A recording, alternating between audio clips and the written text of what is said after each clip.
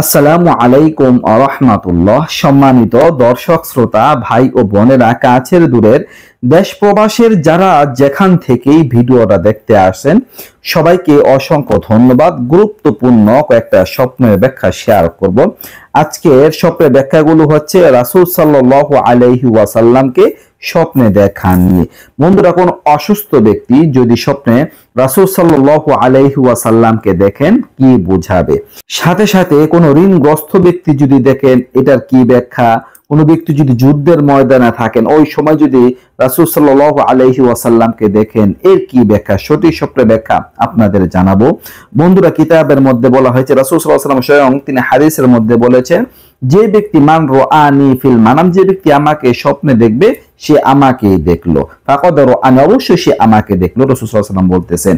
আর কোন ব্যক্তি যদি রাসূল সাল্লাল্লাহু আলাইহি ওয়াসাল্লামকে স্বপ্নে দেখেন তাহলে তার জন্য জাহান্নাম হারাম হয়ে যাবে, তিনি জান্নাতে চলে যেতে পারবেন, রাসূলের সুপারিশ লাভ করতে পারবেন। সুবহানাল্লাহ। বন্ধুরা, যদি কোনো অসুস্থ ব্যক্তি শারীরিকভাবে অসুস্থ তিনি যদি স্বপ্নে রাসূলুল্লাহ সাল্লাল্লাহু আলাইহি ওয়াসাল্লামকে স্বপ্নে দেখেন তাহলে সুস্থতা লাভ করতে পারবেন ইনশাআল্লাহ।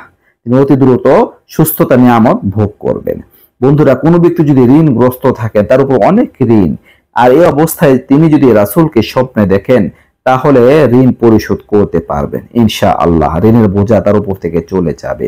বন্ধুরা, কোনো ব্যক্তি যদি যুদ্ধের ময়দানে থাকেন, লড়াই করছেন, ওই অবস্থাতেই তিনি যদি স্বপ্নে রাসূলকে দেখেন সাল্লাল্লাহু আলাইহি ওয়াসাল্লাম তাহলে তিনি যুদ্ধের ময়দানে জয় লাভ করতে পারবেন, শত্রুদের পরাজিত করতে পারবেন।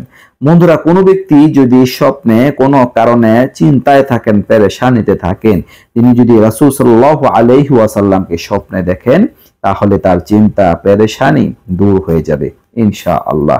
এইরকম স্বপ্নের ব্যাখ্যাই প্রদান করা হয়েছে। সাথে সাথে দর্শক, কোনো এলাকায় যদি দুর্ভিক্ষ থাকে, কোনো এলাকায় যদি অনাবাদ থাকে, ঠিকমতো ফসল হয় না, ফলন হয় না, তো ওই এলাকার কেউ যদি স্বপ্নে রাসূল সাল্লাল্লাহু আলাইহি ওয়াসাল্লামকে স্বপ্নে দেখেন তাহলে রাসূলুল্লাহ এর বরকতে ওই এলাকার দুর্ভিক্ষ চলে যাবে, অনাবাদি সব আবাদ হয়ে যাবে, ক্ষেত ফসলে অনেক ভরপুর ফলন হবে, এই লক্ষণ বোঝায়। সমস্ত অভাব অনটন চলে যাবে সেই মহল্লা থেকে। দর্শক, এই ছিল গুরুত্বপূর্ণ কিছু স্বপ্নের ব্যাখ্যা নিয়ে আলোচনা। আশা করে বুঝতে পারছেন। নিত্য নতুন আরো ভিডিও পেতে সবাই পাশে থাকবেন। এই পর্যন্তই। আসসালামু আলাইকুম ওয়া রাহমাতুল্লাহ।